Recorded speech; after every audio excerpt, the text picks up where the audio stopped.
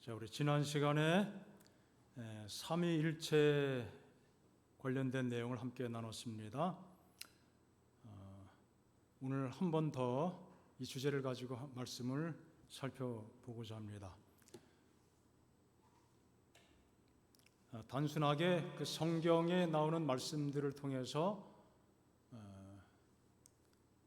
성경이 강조하는 내용들을 따라서 하나님께서 삼위로 존재하신다. 또 하나님 아버지 하나님, 성령 하나님, 또 아들 하나님, 이 삼위 하나님께서 어떻게 또 관계를 맺고 있는지를 잠깐 살펴보았었습니다. 자, 오늘은 우리 본교 기본 교리에 나와 있는 내용들을 중심으로 다시 한번 이 삼위일체에 대해서 생각을 정리해 보고자 합니다.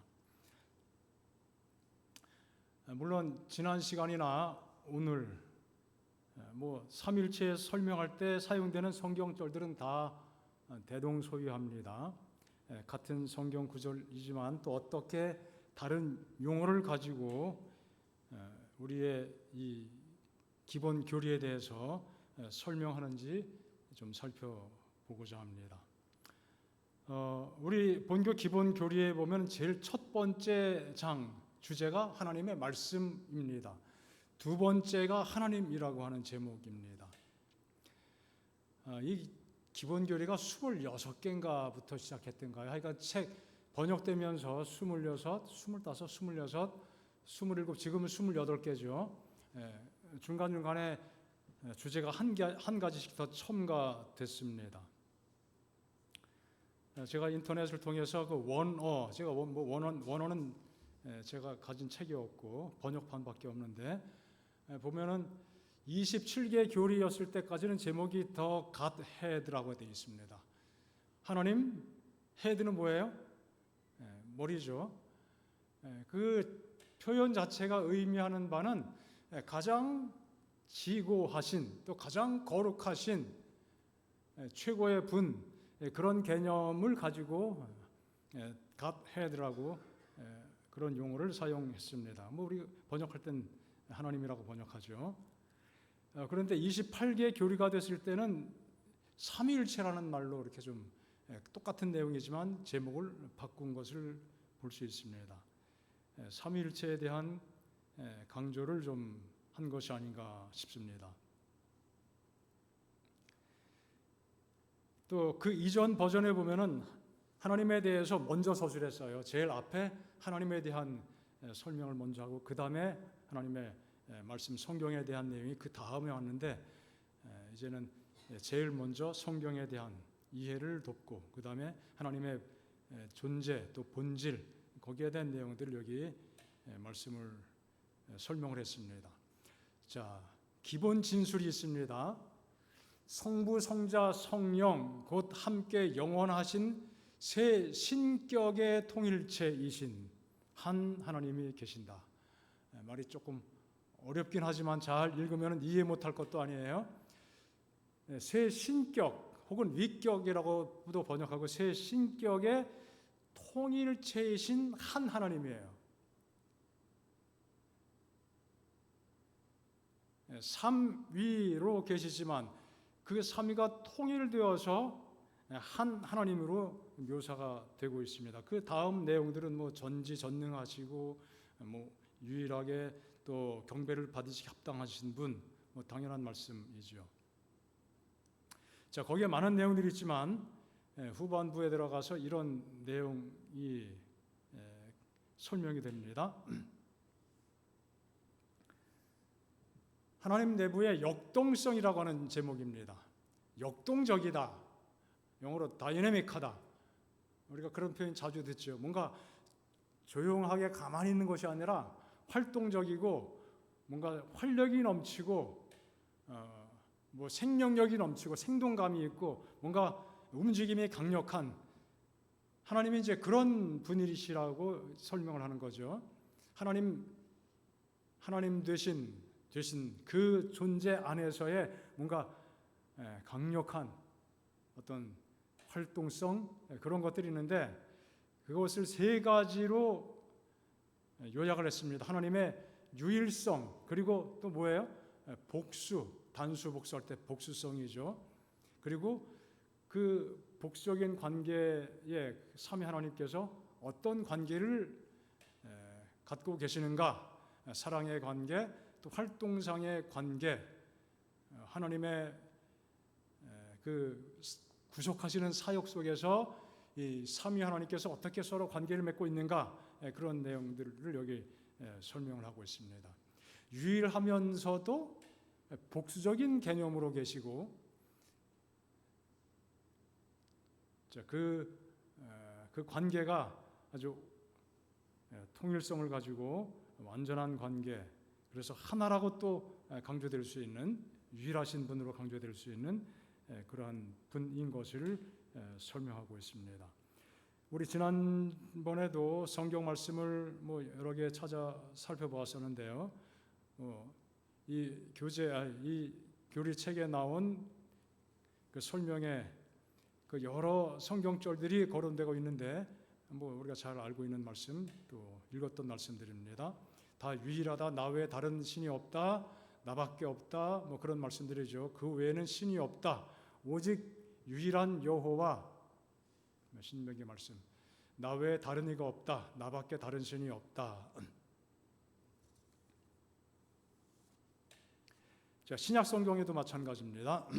우리 하나님은 유일한 주시다, 하나님은 한 분이시다, 또 유일하신 참 하나님, 우리가 익히 아는 말씀들이죠. 그 외에 또 고린도서에도 하나님은 한 분밖에 없는 줄 안다, 4절 마지막 부분에요. 또 비록 하늘이나 땅이나 신이라 불리는 자가 있어 많은 신과 많은 주가 있지만 우리에게는 한 하나님 곧 아버지가 계신다, 그런 말씀드립니다. 에베소서도 마찬가지죠. 성령도 한 분, 주도 한 분, 하나님도 한 분.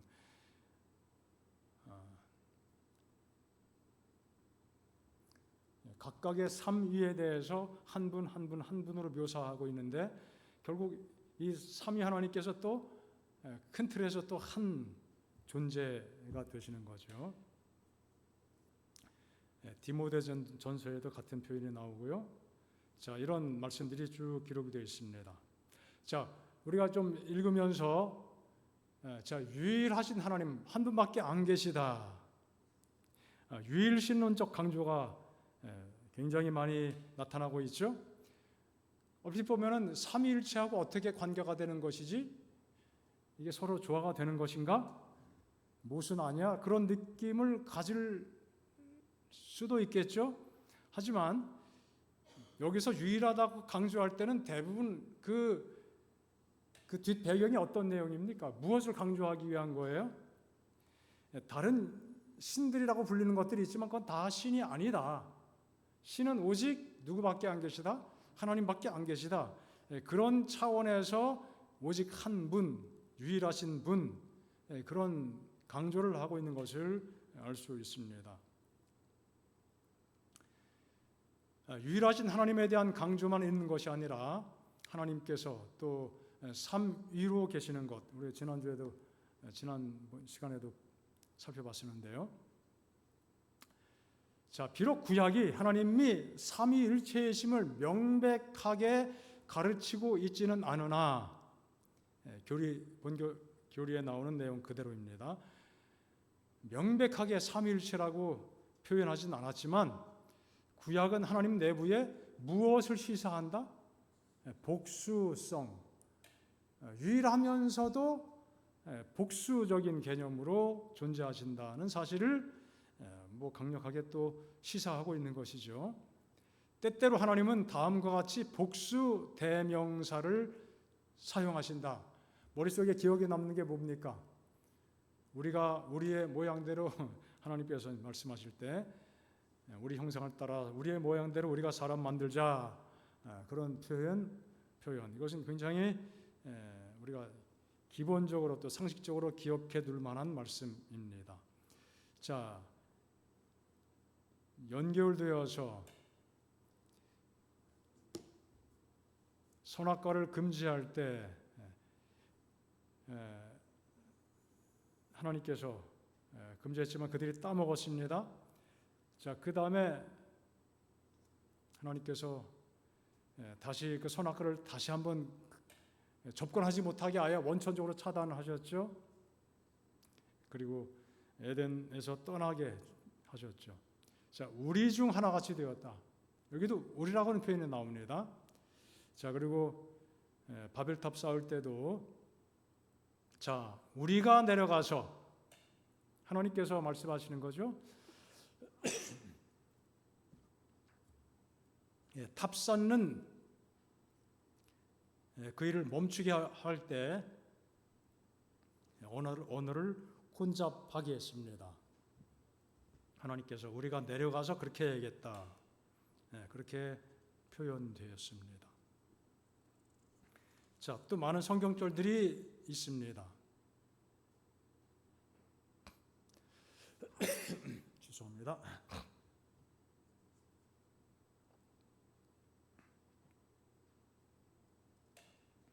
여호와의 사자라고 표현됐습니다. 여호와 그 자체가 아니라 누구예요? 여호와의 사자. 여호와의 사자는 누구예요? 성경 전반적인 내용을 볼 때 성육하신 예수님이시죠. 신성의 제2위입니다. 하나님의 나타나심을 여호와의 또 사자라고 말씀을 하고 있습니다. 자, 여기 아브라함의 하나님, 이삭의 하나님, 야곱의 하나님, 이런 세 번에 걸쳐서 반복되는 그러한 내용들도 암시적으로 우리가 성부, 성자, 성령 찬미할 때도 그렇고 성경에 나오는 그 내용들을 또 여기에 비춰서 볼 때 이런 모습들도 결국은 삼위 하나님에 대한 암시인 것으로 이해를 하고 있는 것이죠.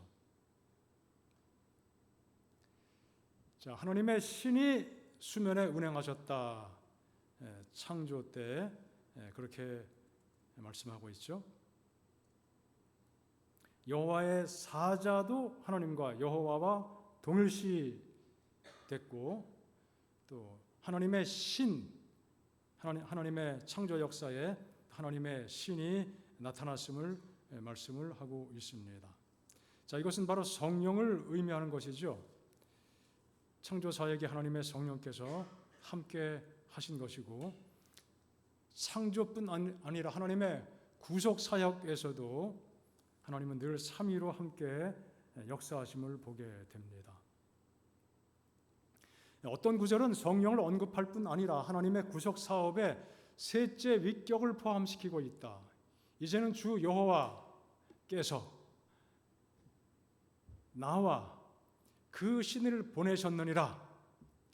이사야서에는 메시아에 대한 예언들이 다양한 방식으로 제시가 되어 있는데, 여호와께서, 아버지께서 나와 성부죠, 그 신 성령을 보내셨다.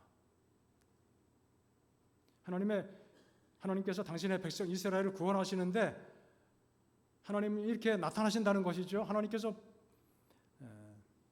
하나님 그분만 나타나시는 것이 아니라 그 아들과 또 그 성령 함께 나타나신다는 것입니다. 오늘 우리의 구속을 위해서도 마찬가지죠. 자, 내가 나의 신을 그에게 주었다. 아버지께서, 성부 하나님께서 성령 하나님을 또 아들 하나님에게 보내셨다. 자, 이런 내용들이 성경에 쭉 열거가 되어 있습니다. 자, 이런 말씀들은 하나님께서 복수적인 개념으로 존재하신다는 사실을 뒷받침하는 그러한 말씀들인 것이죠. 자, 그 삼위 하나님께서 어떤 관계를 맺고 계시는가? 사랑의 관계와 활동상의 관계입니다. 어떻게 서로 연결지어서 활동하시는가?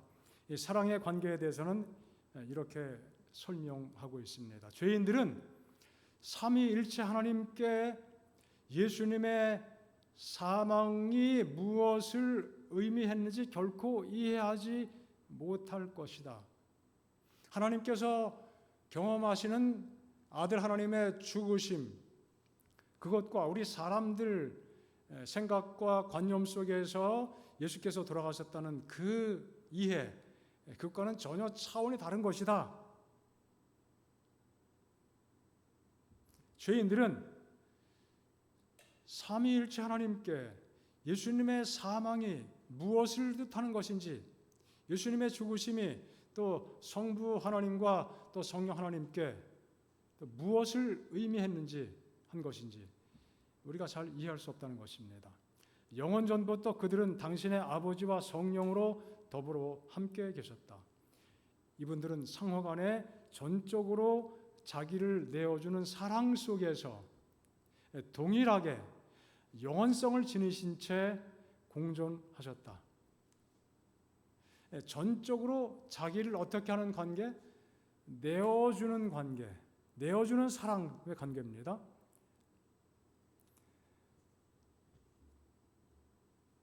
내어주는 사랑, 그 속에서 영원성을 지닌 채 공존하셨다고 설명을 하고 있습니다. 자, 지난번에도 간단하게 언급해드렸지만 정말 완벽한 사랑이 아니면은 그 셋이라고 하는 그 관계가 유지되는 것은 불가능한 것이죠. 하나님이 사랑이시기 때문에 그런 관계의 유지가 가능한 것입니다.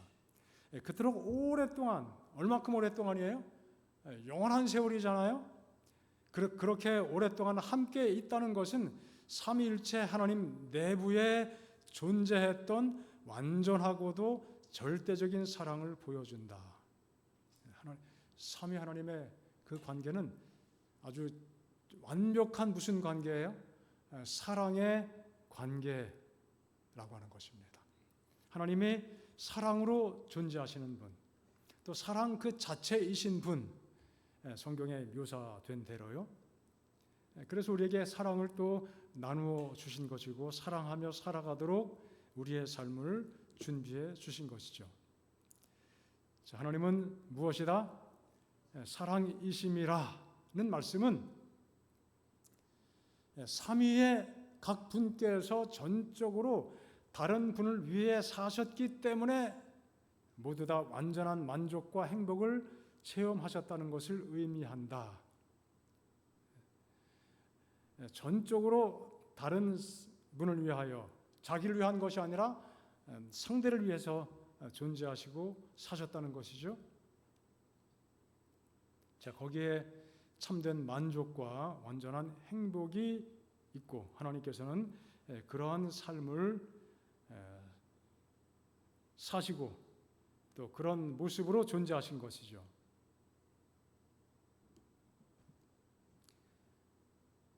사랑은 고린도전서 13장에 정의되어 있다. 우리가 잘 기억하는 내용이죠. 어떤 이들은 오래 참음이나 인내와 같은 자질들이 완전한 사랑의 관계를 지닌 분이신 삼위 하나님 내부에 어떻게 적용될 것인지에 대해 의아하게 생각한다. 하나님이 오래 참으실 필요가 있나? 인내하실 필요가 있나? 이제 그런 의미죠. 어떻게 이런 용어들이 하나님께 적용될지. 자, 그다음 아주 중요한 표현이 나오는 것 같아요. 인내는 반란을 일으킨 천사들을 다룰 때 처음으로 필요했다고 그랬어요. 하나님과 하나님 그 삼위 하나님께서 관계를 맺으시면서 서로 인내할 필요가 있다는 자체는 뭐예요? 뭔가 문제가 있다는 얘기 아니에요. 그런데 하나님의 사랑, 고린도전서 13장에 비추어 볼 때 그 사랑의 속성 가운데 중요한 것이 뭐예요? 오래 참는 것인데 가장 첫 번째가 오래 참는 것이죠. 사랑은 오래 참고. 그런데 그 오래 참는 인내는 그 사랑의 속성이 언제 가장 먼저 나타났다고요? 마귀가 반역할 때. 얼마나 참 감사한 일입니까? 한편 마귀가 반역할 때 그냥 아예 꺾어버리지 왜 그냥 두셔가지고 우리가 이제 그런 표현도 가끔 하지만 마귀에게만 그 표현이 해당될까요? 아담 하와에게도 아담 하와가 그렇게 했을 때 당장에 그냥 처형시켜 버렸다면 어떻게 될까요? 우리는 없잖아요, 그죠? 그걸로 끝나는 거죠. 천사가 반역을 일으켰을 때도 굉장히 오래전이었습니다. 그 천사들을 다룰 때 그 인내가 필요했던 것이죠. 후에는 곁길로 나간 인간들을 취급하실 때 필요했다 이거예요. 우리 인간들이 하나님의 인내심을 얼마나 시험하고 있습니까? 우리가 다 그런 삶을 이어가고 있습니다. 하나님은 사랑이시기 때문에 우리에게 기회가 주어지게 된 것입니다.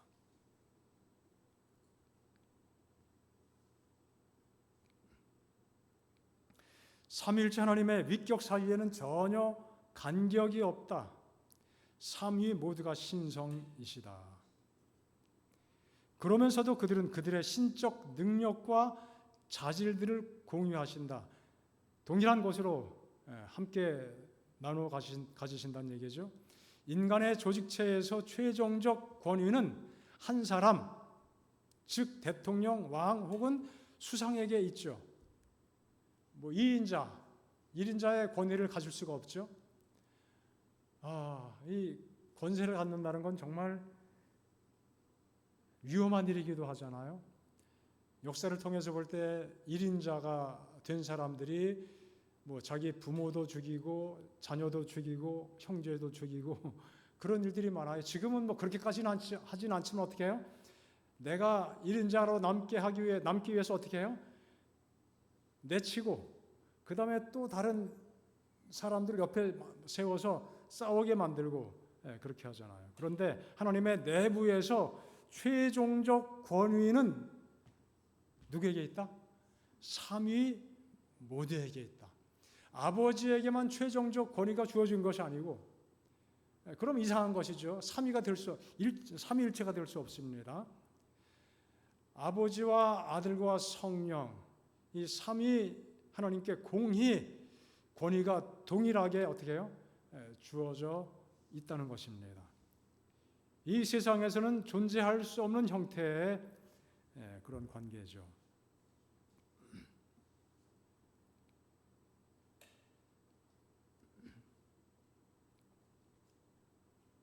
하나님은 개체에 있어서는 하나가 아니시지만 개체는 분리가 되어 있어요. 목적, 정신, 품성에 있어서는 하나시다. 목적도 그렇고 동일한 생각, 또 품성, 하고자 하는 어떤 뜻, 의지, 그 다음에 정신, 그 모든 것은 다 하나다. 우리가 이해할 수 있는 영역은 아니지만 성경에서 우리가 하나님의 그 모습을 생각해 볼 때 이렇게 정의할 수 있는 것이죠. 이 같은 단일성이 성부, 성자, 성령의 구별된 개성을 말살시키느냐? 그렇지 않다는 것입니다. 또한 신성 안에 존재하는 개체의 독립성이 구별되어 있지만 성부, 성자, 성령은 한 하나님이시라는 성경의 유일신론적 주장을 파괴하지도 않는다. 참 이것이 우리의 이해를 뛰어넘는 하나님의 사랑의 어떤 관계이죠.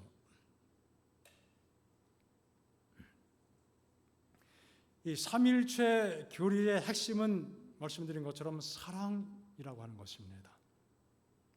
서로 밀접하게 연결되어 있고 또 섬김과 헌신으로 나를 위한 삶이 아니라 상대를 위한, 다른 존재를 위한 삶입니다. 하나님이 사랑이신데 유일한 한 개체로만 존재한다면은 그 사랑이라고 하는 그 정의 자체가 무색해지지 않겠습니까? 여러분 혼자 있으면서 사랑할 수 있어요? 혼자 살면서 사랑할 수 있나? 불가능하잖아요. 사랑은 뭐가 있어야 돼요? 대상이 있어야 돼요. 대상 없이 혼자 사랑? 그건 뭐 생각 속의 공상이죠.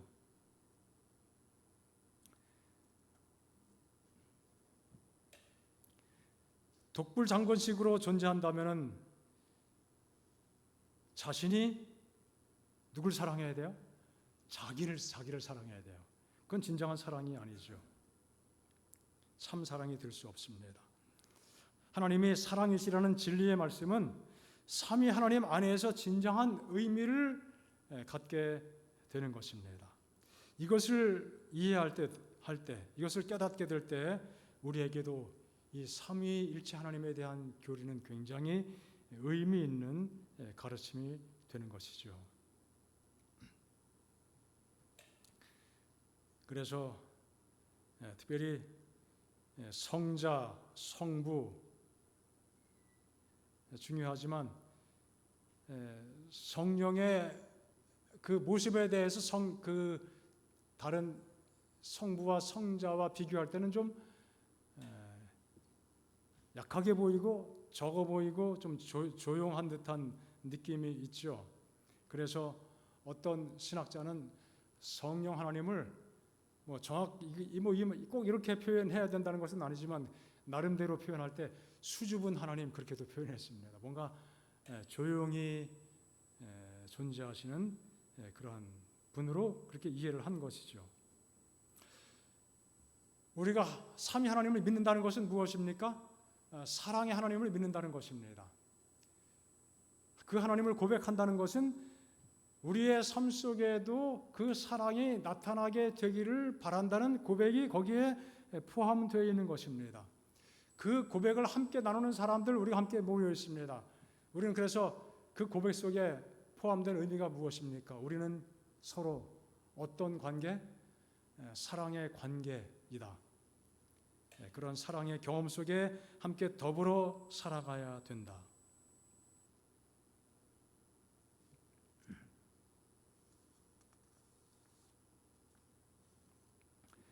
자, 그 다음에 사랑의 관계이지만 동시에 활동상의 관계라고 하는 한 파트가 있습니다. 하나님 내부에는 삼위 하나님의 그 내적인 관계죠. 기능상의 경계성이 존재한다. 하나님과 아버지와 아들과 성령의 어떤 역할, 기능, 경계가 있다는 것이죠. 하나님은 불필요하게 그렇지만 중복해서 일하시지 않는다. 그래서 나름대로 분리된 역할이 있다는 것이죠. 질서는 하늘의 첫 번째 법칙이며 하나님은 질서 있게 일하신다. 이런 질서는 신성 내부의 연합에서 나오는 것이고 또 신성 내부의 연합을 또 보존하는 역할을 한다. 질서, 구별이 있습니다. 어떻게 이해할 수 있는가? 성부는 근원으로 아주 근본적인 깊은 곳에 어떤 원인, 뿌리 그런 것들이죠. 성자는 중보자로, 성령은 실행자 혹은 적용자로 활동하시는 것처럼 보인다. 이렇게 설명을 합니다. 사랑과 또 구속 사역에서 그 모든 것의 핵심적인 어떤 근원적인 내용을 이루시는 분이 하나님이시고 또 계획하시고 그리고 성자께서는 그 모든 일이 이루어지게 하기 위해서 연결자, 중보자죠. 그리고 성령께서는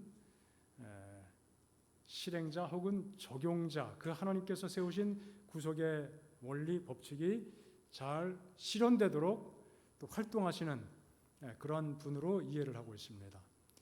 성육신은 신성의 삼위께서 가지고 계신 활동상의 관계를 훌륭하게 보여주셨다. 아버지는 당신의 아들을 주셨고 그리스도는 당신 자신을 주셨고 성령은 예수님이 태어나도록 하셨다. 자, 이런 역할들이 구체적으로 구별될 수 있다고 설명을 합니다.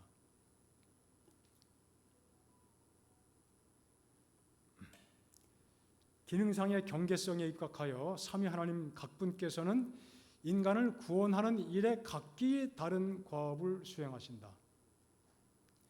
성령은 예수 그리스도께서 십자가에서 성취하신 희생의 충분함 위에 그 어느 것도 추가하는 것이 아니다.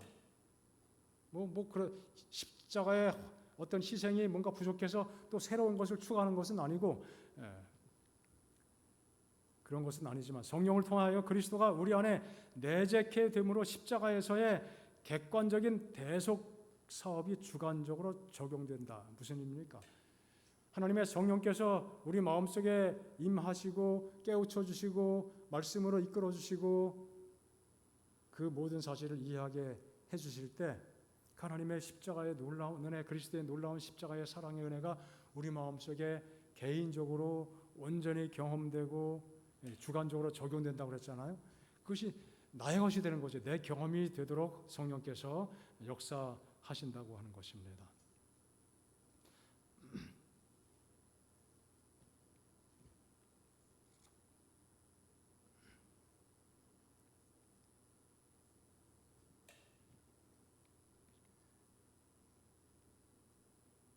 자, 예수님께서 침례 받으실 때 하나님이 임재하셨고 예수님은 물속에 들어갔다 나오시고 하나님께서는 위에서 말씀하시고 성령께서는 비둘기 형상으로 임하셨죠.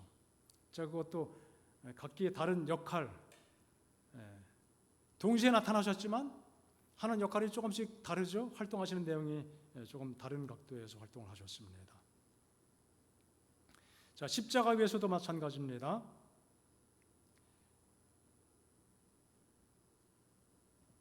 예수님은 고통 중에 돌아가시면서 나의 하나님 어찌하여 나를 버리셨나이까 그렇게 외치셨죠. 그런데 예수님께서는 돌아가시기 얼마 전에 성령을 보내시겠다고 말씀하셨어요. 예수님 말씀을 기억하게 하고 깨우쳐 주시는 성령으로 도우시는 분으로 우리 성령을 보내시겠다고 말씀하셨습니다. 하나님의 구속사역이 그 마지막 절정을 향하여 달려갈 때 삼위 하나님께서 동시에 나타나셨음을 보게 됩니다. 자, 이 모든 활동의 초점은 어디 있는가 하면은 어디에 있다고요? 인류의 구원, 우리 자신의 구원에 있는 것이죠. 하나님의 사랑과 목적이 나타난 것은 예수님을 통해서였기 때문에 성경은 자연스럽게 누구에게 초점을 많이 맞춰졌어요? 예수님에 대해서, 예수님의 사역에 대해서 초점이 정말 많죠. 예수님도 말씀하신 것처럼 이 성경은 곧 누굴 증거한다? 내게 대하여 증거하는 것이다. 요한복음 5장에 말씀했죠. 그래서 창세기 3장부터 요한계시록 전체 성경은 처음부터 끝까지 계속해서 강조되는 것은 메시아죠. 메시아. 그분이 나타나실 것이고 그분이 우리의 죄를 다 짊어지고 돌아가시고 성소제도 선지자들의 수많은 예언들, 그 모든 성경 기별들의 초점은 결국은 누구예요? 예수님. 왜 그렇다고요? 하나님의 사랑과 목적이 누굴 통해서 나타나시기 때문에, 예수님을 통해서 나타나시기 때문에 자연적으로 예수님께 초점을 맞추고 예수님에 대한 언급이 가장 많습니다. 구약의 제사와 절기 속에 예표된 소망이시다. 또 복음서에서 무대 중앙을 차지하고 계신 분이다. 그래서 예수님께서 조명을 참 많이 받았죠. 무대에서 스포트라이트 받는 것처럼 예수님께 그 불빛이, 조명이 집중되어 있죠.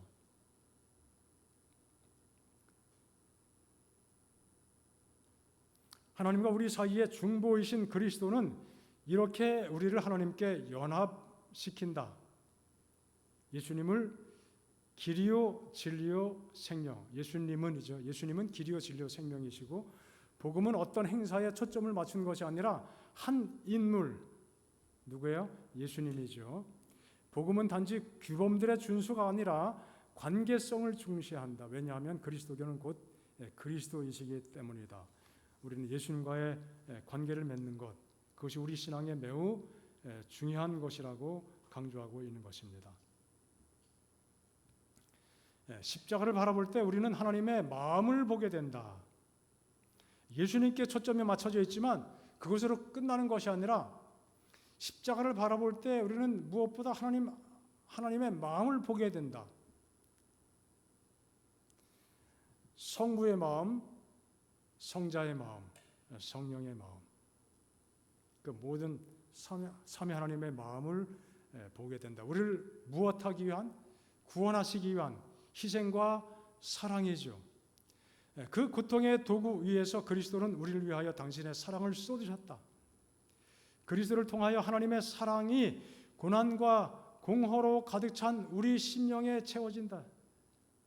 우리가 예수님의 그 십자가의 은혜를 기억하고 묵상할 때마다 마음속에 감동이 생기지 않습니까? 고난과 공허로 가득 찬 우리의 심령, 우리의 삶이 얼마나 공허한 것이고 우리의 삶이 또 얼마나 힘든 것입니까? 힘들어서 주저앉고 싶을 때, 또 마음속에 정말 뭔가 이렇게 허전함이 가득 차 있을 때, 날 위해서 나를 사랑하셔서 십자가에 돌아가신 그 하나님의 사랑, 그것을 마음속에 생각하면은 심령이 어떻게 돼요? 뭔가 채워져요, 정말. 그렇죠? 말씀을 읽으면서 그 말씀에 감동을 받을 때 마음이 뭔가 가득해지는 경험을 하지 않습니까? 예수님은 하나님의 선물과 우리의 대속물로서 그곳에 매달리셨다. 갈바리에서 하나님은 우리를 만나시고자 땅의 가장 낮은 곳까지 내려오셨다.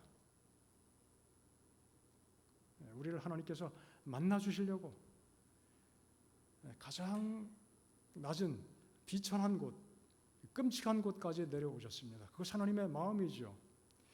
그러나 이곳이야말로 우리가 올라갈 수 있는 가장 높은 곳이다. 그 낮은 곳이지만 우리가 하나님께 나아갈 수 있는 최고의 장소, 바로 십자가 아래이죠. 우리가 갈바리로 갈 때 우리는 하나님을 향하여 올라갈 수 있는 최고의 지점까지 올라간 것이다. 그러니 우리는 자주 어디를 가야 돼요? 갈바리의 그 지점까지 자주 갈 필요가 있습니다. 십자가에서 삼위일체께서는 이타심을 완전히 드러내 보이셨다. 예수님께 초점 맞춰지고 예수님께서 십자가를 친히 짊어지셔서 예수님의 그 사랑과 희생을 우리가 자주 마음속에 묵상하게 되지만, 더 나아가서 삼위일체, 아버지 하나님 역시, 성령 하나님, 그 삼위 하나님의 모습을 우리가 십자가에서 볼 수 있어야 되는 것이죠. 하나님을 가장 완전하게 볼 수 있는 것이 십자가입니다. 하나님의 사랑을 가장 완벽하게 경험할 수 있는 것이 바로 십자가인 것입니다.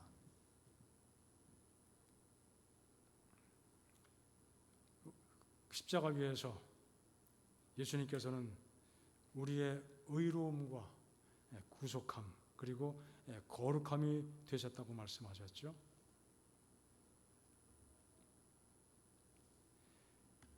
유일하신 참 하나님은 어디의 하나님? 십자가의 하나님이시다.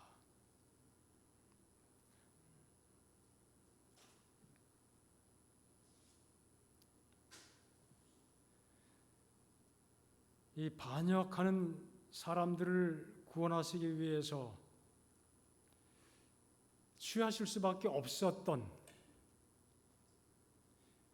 그 길이 아니면 다른 길을 선택할 수 없었기 때문에 십자가를 하나님께서 선택하신 것이죠. 하나님의 놀라운 사랑입니다. 우리는 십자가를 통해서 하나님의 놀라운 사랑의 계시를 주목하게 됩니다. 하나님께서는 그 사랑으로 우리 모두를 끊임없이 초청하십니다. 그 사랑의 그 자리에 우리가 자주 가야 되겠습니다.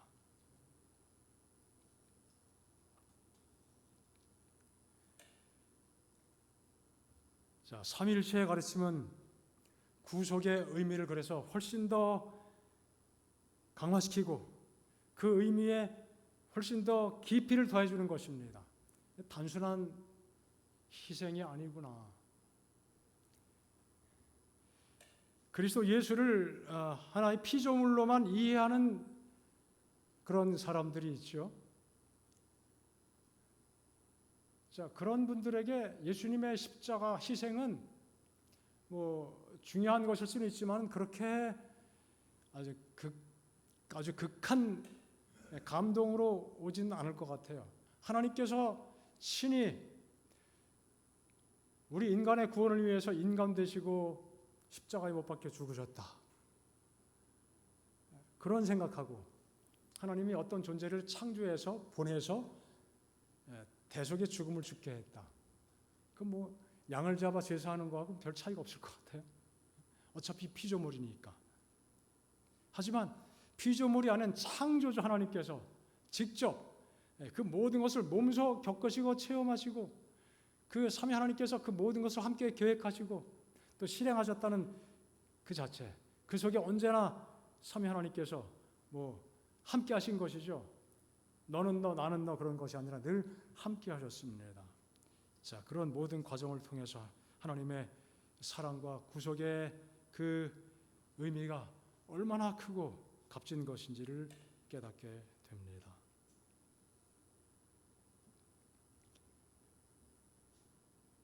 한 분이 이렇게 설명을 했습니다. 기독교의 심장은 삼위일체에 대한 신앙 고백에서 박동한다. 아까 다이내믹이라는 표현이 나왔었죠. 역동적이다. 삼위일체에 대한 신앙 고백에서 기독교의 심장이 막 뛴다는 거예요. 박동하는 것입니다. 심장이 뛴다. 중요하죠. 멈추면 죽는 겁니다. 이것이 강력하게 뛰어야 건강합니다. 자, 삼위일체에 대한 고백. 이만큼 중요한 의미를 가지고 있다는 표현이죠. 뭐 꼭 삼위일체 그렇게 알아야 되나? 뭐 몰라도 될 수는 있겠죠. 몰라도 어쩌면은 뭐 구원에 큰 지장이 없을 수도 있지만 하나님의 사랑을 경험하는 데는 한계가 있을 거예요. 그래서 이런 삼위 하나님에 대한 이해를 또 새롭게 하면서 하나님의 사랑을 더 확실하게 마음속에 또 받아들이고 마치 심장의 박동이 힘차게 고동치듯이 우리 신앙 고백 속에서 하나님에 대한 이해와 깨달음이 우리 마음을 또 설레게 하고 심장 박동하듯이 우리를 역동적으로 이끌어갈 것입니다. 따라서 모든 오류는 삼위일체론의 이탈에서 비롯되거나 뭐 다 설명드리지 않았지만 그런 일들이 역사 속에도 계속 있었고 지금도 있습니다. 또는 더 깊이 숙고해 보면 그 이탈로 귀결된다. 한 신학자의 설명입니다. 우리 재림교회 한국 재림교회입니다. 안에도 저도 가끔 메일을 받았습니다만 뭐 성령을 부정하는 그 무리들이 있더라고요. 삼위 하나님에 대해서 왜곡된 생각을 가지고 뭐 와이프인이 어떻게 이야기했고 뭐 예언의 신을 막 이렇게 인용을 하면서 성령은 하나님이 아니다. 뭐 그런 설명을 한 분들이 있고 아직도 그분들이 고개를 많이 들지는 않았지만 한때 이렇게 들었다가 지금도 일단의 그런 무리들이 있음을 알고 있습니다. 자, 그리고 또 한 가지는 그 하나님의 사랑과 연합에 대한 중요한 개념. 자, 그리고 마지막 한 가지 질문입니다. 자, 그러면은 우리는 흔히 이야기하기를 유대교 신앙하는 분들은 우리 기독교와 구약은 같이 믿는다. 그렇죠? 같은 구약을 읽고 있죠? 그러면은 유대교 신앙하는 분들이 믿는 하나님에 대한 개념과 우리가 믿는 하나님에 대한 개념, 기독교인들이 믿는 하나님에 대한 개념, 그 서로 같을 수 있나요? 같을 수가 없는 거예요. 같이 여호와라고 이야기합니다. 물론 여호와, 유일신. 그러나 유대교의 신앙은 어디까지가 전부에 유일신, 뭐가 없어요? 삼위라고 하는 개념이 없어요. 그러니까 얼핏 보면 같은 하나님을 섬기는 것처럼 보이긴 하지만 질적으로 다릅니다. 왜요? 구약의 여호와는 유일신이면서 동시에 뭐예요? 삼위의 하나님이십니다. 하지만 유대교의 신앙은 무엇입니까? 삼위의 개념이 없고 유일신적인 개념만 존재하기 때문에 어떻게 보면 같은 하나님을 믿고 있는 것은 동일하지만 결국 하나님에 대한 이해가 다르기 때문에 다른 하나님이라고 할 수도 있겠고 어쨌든 다른 신앙을 하고 있는 것이죠. 우리 그리스도인들은 구약 성경을 통해서도 예수님을 만나요, 못 만나요? 예수님 만날 수 있습니다. 하지만 유대인은 그렇지 않습니다. 예수님을 삼위일체로 고백하지 않게 된다면은 예수님을 참으로 믿게 될 수 없죠. 나아가서 예수를 격화시키는 결과를 낳게 됩니다.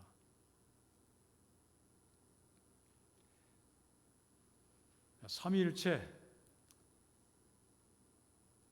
그저 생각으로만 동의하면서 맞아 그렇지 그 성경 그 뜻이야 그렇게 동의하면서 가볍게 넘길 주제가 아님을 또한 기억하시기 바랍니다.